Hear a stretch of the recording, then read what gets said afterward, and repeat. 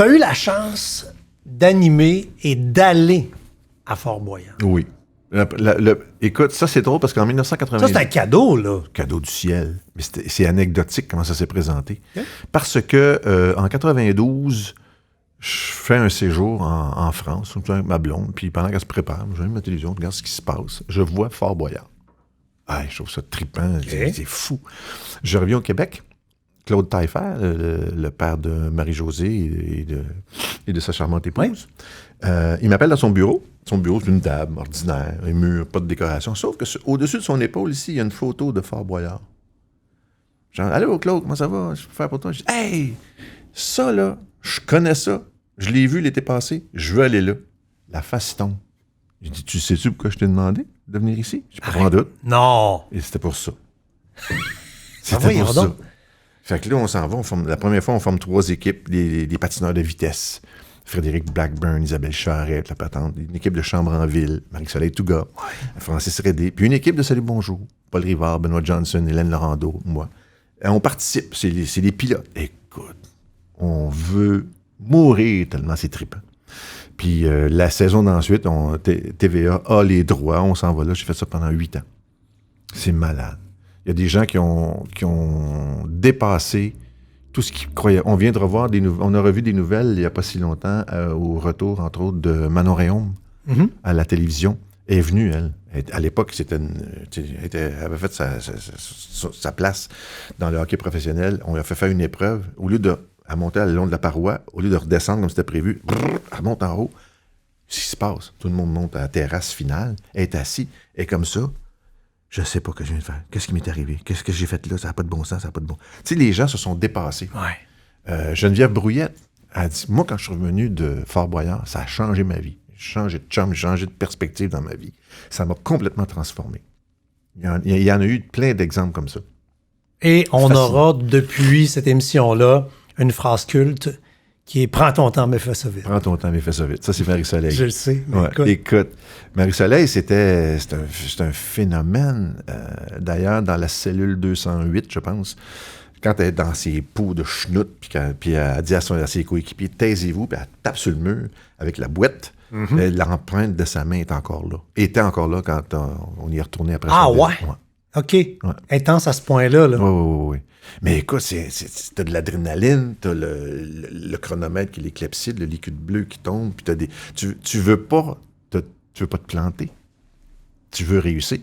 T'es encouragé par ta gang, puis écoute, c'est... Puis jusqu'à quel point ceux qui participaient à cette émission-là, je vais le dire crûment, par moments, chiaient dans leur short? C'était une émission qui te permet de déceler véritablement les peurs des gens. Puis ils savaient rien. Ils savaient absolument rien. Puis le jeu, pour moi... Mais avant, j'imagine que vous faites des entrevues pour savoir, OK, elle a peur des serpents, on y met des serpents. Il a peur des hauteurs, on le met dans les hauteurs. Il devait avoir un casting pour être sûr de... Il y avait un casting. Les gens du public, c'était des athlètes. Ben, quand je dis des athlètes, c'est des gens en forme. Des gens qui voulaient là, performer, avec toutes sortes de caractères. Mais eux autres aussi, ils ne voulaient pas se planter. Là. Mais...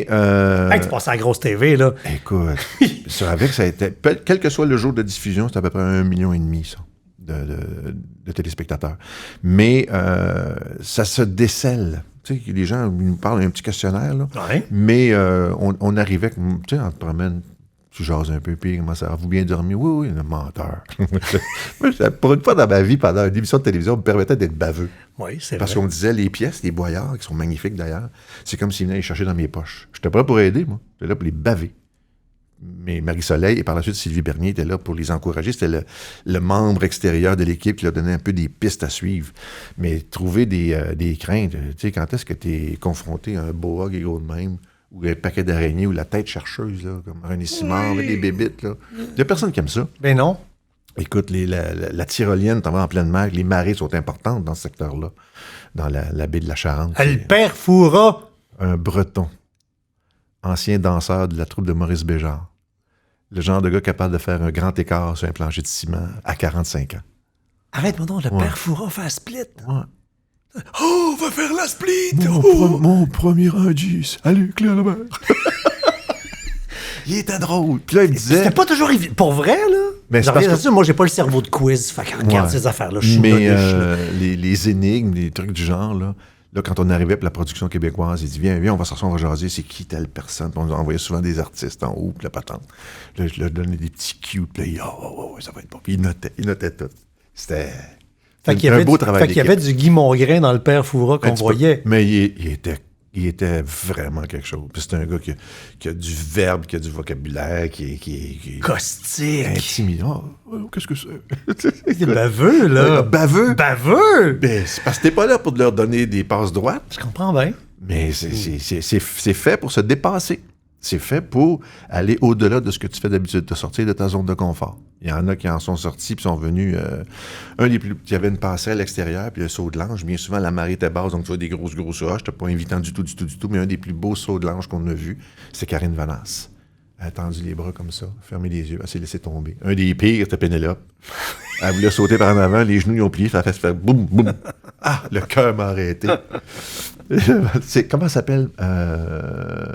Malo, qui jouait dans la série Jasmine. Oui, la comédienne, c'est quoi son prénom? Je peux dessiner son visage. Oui. Mathieu, trouve son prénom, s'il te plaît. Malo, en tout cas. Elle était toute énervée parce qu'elle aussi, elle a fait le saut de l'ange. Là, j'y parlais parce que dans les prises, j'étais plus baveux, là. Il fallait que les gens fassent ce qu'il y avait à faire, donc il fallait que je sois fin. Là, j'allais la voir, puis je disais, t'es sûr, après un certain temps, c'est sûr, ça va mieux? Elle dit, oui, ça va bien. Là, je dis, pourquoi tes genoux claquent encore? Francis Redé, il voulait pas sauter. Mais du tout. Là, on était en train de l'attacher, puis non, il était debout, mais en position fétale debout. Je dis, comment s'appelle ton gars déjà? Il dit, Arthur. Il dit, à quel âge, Arthur? Il a 5 ans. Il dit, Arthur, quand tu vas le voir sauter, là, il va être fier de son père. Ah, cheap shot. Je le laisse. Là, j'ai vu Francis le faire. Il est sorti de sa position fétale debout. T'as pas le choix? À la position debout. Ben écoute... Ton fils va avoir honte de toi? Non, mais il va être fier. Hey, garde bien. Il va être content. Oui, mais c'est parce que c'est l'éternel positif qui présente les choses, mais quand même... Non, mais écoute, il fallait qu'il le fasse. Mais il l'a fait de façon magistrale. Puis moi, ma job, c'est...